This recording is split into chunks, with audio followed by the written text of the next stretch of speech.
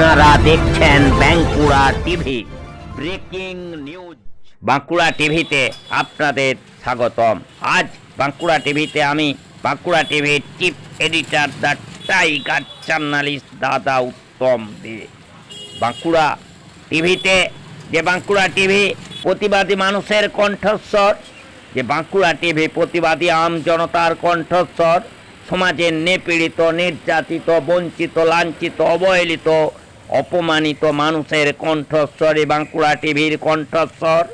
যে বাঁকুড়া টিভি চোখে চোখ রেখে কথা বলে, যে বাঁকুড়া টিভি কোনো চোখ রাঙানিকে ভয় পায় না, যে বাঁকুড়া টিভি মেরুদণ্ড সোজা রেখে আপামর জনগণের অসুবিধার কথা তুলে ধরে প্রশাসনিক আধিকারিকদের চোখে আঙুল দিয়ে দেখিয়ে সেই অসুবিধা দূর করার চেষ্টা করে।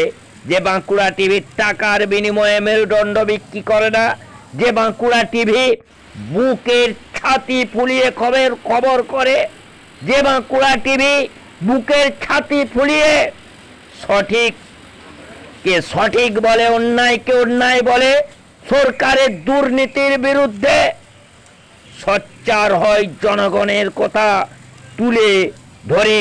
যে বাঁকুড়া টিভি অন্যান্য মিনমিনে টিভি চ্যানেলগুলির মতো, অন্যান্য মিনমিনে ইউটিউবারদের মতো খবরের ভয় দেখিয়ে টাকার দালালি করে না। যে বাঁকুড়া টিভি অন্যান্য মিনমিনে প্রিন্ট মিডিয়াদের মতো টাকার বিনিময়ে খবরকে চেপে দেয় না। এই বাঁকুড়া টিভিতে তুলে ধরছি হুগলির হরিপালের একটি গুরুত্বপূর্ণ ব্রেকিং নিউজ। হরিপুল থানার পক্ষ থেকে হরিপাল মালপাড়া এলাকা থেকে 125 কেজি বাজি উদ্ধার। ভাবুন তো, এই পশ্চিম বাংলার পুলিশকে এখনো বাজি উদ্ধার করতে হচ্ছে। কোথায় ছিল পশ্চিমবাংলার পুলিশ? কোথায় ছিল এই হরিপুর থানার পুলিশ?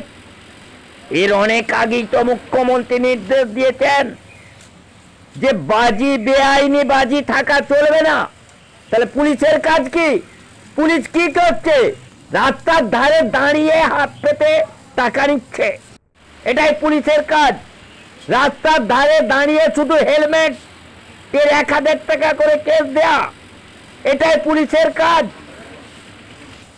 বিভিন্ন বেআইনি কাজের সঙ্গে যুক্ত থাকা, বালি পাচারের সঙ্গে যুক্ত থাকা, এগুলোই পুলিশের কাজ।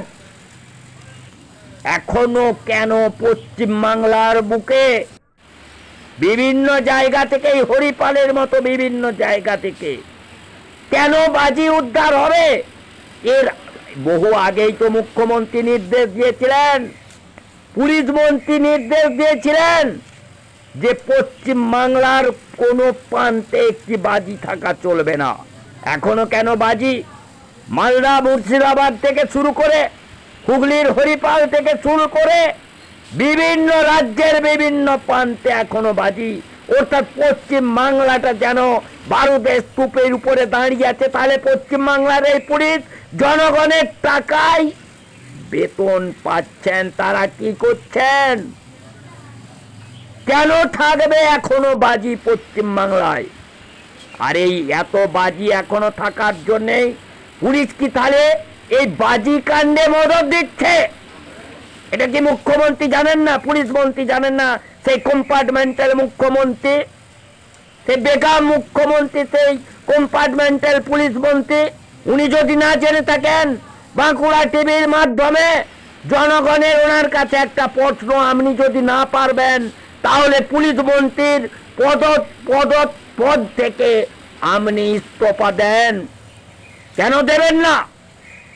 আপনিও তো ভাতা পাচ্ছেন জনগণের টাকায়, আর পুলিশকেও বেতন দিচ্ছেন জনগণের ট্যাক্সের টাকায়। তাহলে পুলিশ কি জন্য আছে? পশ্চিম বাংলার পুলিশ কি করছে? তাহলে কি বলা যায় না পশ্চিম বাংলার পুলিশ ভারতবর্ষের মধ্যে সবচেয়ে কলঙ্কতম পুলিশ?